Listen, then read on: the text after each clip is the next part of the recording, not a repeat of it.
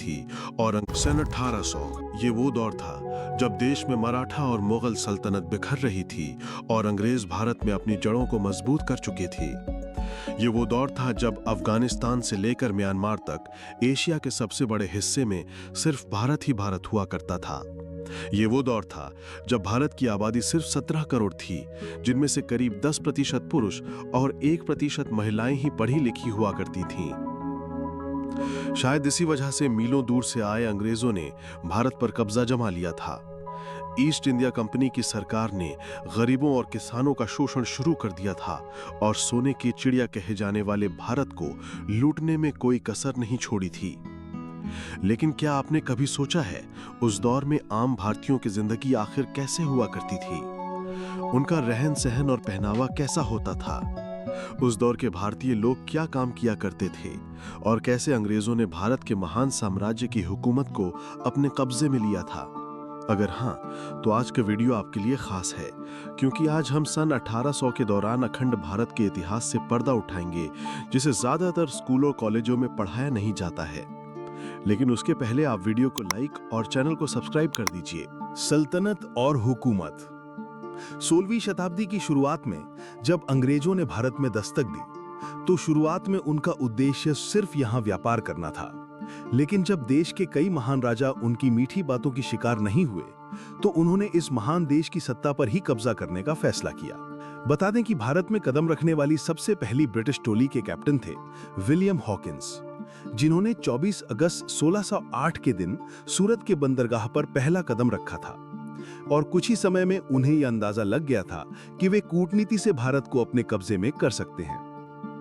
1631 में जब शाहजहां ताजमहल बनवा रहे थे, तभी अंग्रेज भारत में अपने पैर पसारने की कोशिश में लगे हुए थे। उस वक्त कुछ छोटे बड़े राजाओं के अलावा भारत में दो बड़े साम्राज्य की हुकूमत चलती थी, जिसमें पहला था औरंगजेब का मुगल एम्पायर और दूसरा था मराठा साम्राज्य। ये दोनों शक्तियां इतनी ताकतवर थीं कि इनके सामने अंग्रेज चाय में नमक के बराबर थे। मगर इनकी सबसे बड़ी कमजोरी थी एक दूसरे से नफरत करना। ये देख अंग्रेज एक तरफ इन दोनों सल्तनत के राजाओं के तलवे चाटते रहे और ये जताने की कोशिश करते रहे कि हम आपके साथ हैं, लेकिन दूसरी तरफ बड़ी चालाकी से कूटनीति करके इन दोनों साम्राज्य में कई लड़ाइयां करवाईं और खुद बाजी मारने के लिए सही मौके का इंतजार करते रहे।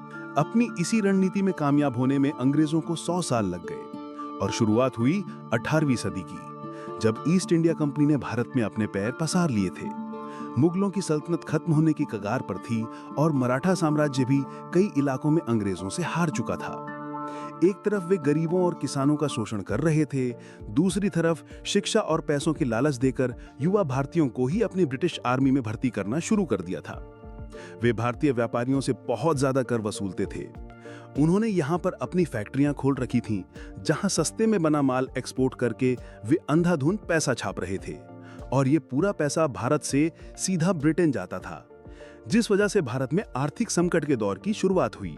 भारतीयों की कमाई, पैसों की किल्लत और लगान। आपने ये कहावत तो सुनी होगी कि मेरी जरूरतें कम हैं, इसलिए मेरे जमीर में दम है, जो 1800 के दौर में 90% भारतीयों के लिए सही साबित होती है। हालांकि हमारे भारतीय समाज में मौका परस्त लोगों का वजूद हमेशा से बना रहा है, उस वक्त भी कुछ मौका परस्त लोग ऐसे थे जो अंग्रेजों के तलवे चाट कर अधिक कमाई किया करते थे, जबकि आम भारतीय अपनी सभी जरूरतें पूरी तक नहीं कर पाते थे। एक तरफ जमींदार किसानों को कर्जा देकर ज्यादा ब्याज लेकर उन्हें लूटा करते थे, वहीं दूसरी तरफ किसान बाढ़, सूखे जैसी समस्याओं का सामना करते थे और अंग्रेजों द्वारा लगाया गया जानलेवा लगान तो किसानों की कमर ही तोड़ देता था।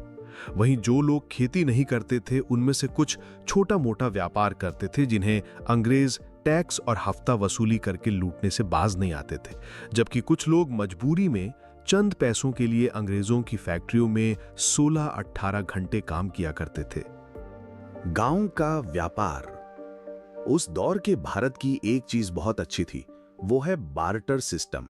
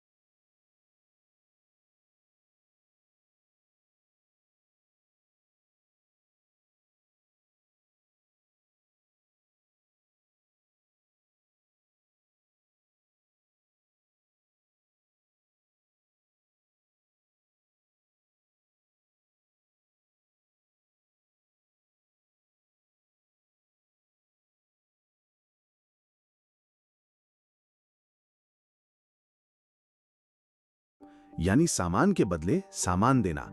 इसका इस्तेमाल भारत में ज्यादातर गांव में किया जाता था। गांव में अगर कोई एक आदमी चावल उगाता था तो वो दूसरे आदमी से चावल के बदले गेहूं लेता था। जो आदमी सब्जी उगाता था उन सब्जियों के बदले चावल और गेहूं ले लेता था। जैसे कि 1 किलो धान के बदले 4 किलो शक्कर, पूरे महीने के अनाज के बदले पूरे महीने की सब्जियां और 5 किलो गेहूं के बदले 5 किलो दाल। इससे फायदा ये होता था कि खाने पीने की हर चीज गांव में मिल जाती थी और इसके लिए पैसे चुकाने की जरूरत भी नहीं थी। इसलिए गांव में पैसे का चलन बहुत कम था। इसके साथ आज भी अगर आप भारत के कुछ गांव में जाएंगे तो वहां पर अदला बदली की प्रथा मिलेगी, जो बहुत अच्छी है। पहनावा। दोस्तों, आज के मॉडर्न भारत में जहां हर तरफ पश्चिमी सभ्यता यानी वेस्टर्न कल्चर का असर दिखाई देता है, लोग jeans, shirt, T shirt, top और सूट पहने नजर आते हैं। लेकिन एक समय था जब भारतीयों का अपना अलग ही देसी पहनावा हुआ करता था। पुरुष सादी धोती और गमछा पहनते थे, औरतें साड़ी पहनती थीं और छोटे बच्चे ज्यादातर निक्कर में खेलते कूदते नजर आते थे। कुछ लोग धोती और कुर्ता पहनते थे, जबकि कुछ बड़े जमींदार ही अंग्रेजी पहनावा यानी जीन्स और शर्ट पहनते थे। भारत की यही सादगी और विविधता उन्हें अंग्रेजों से खास बनाती थी।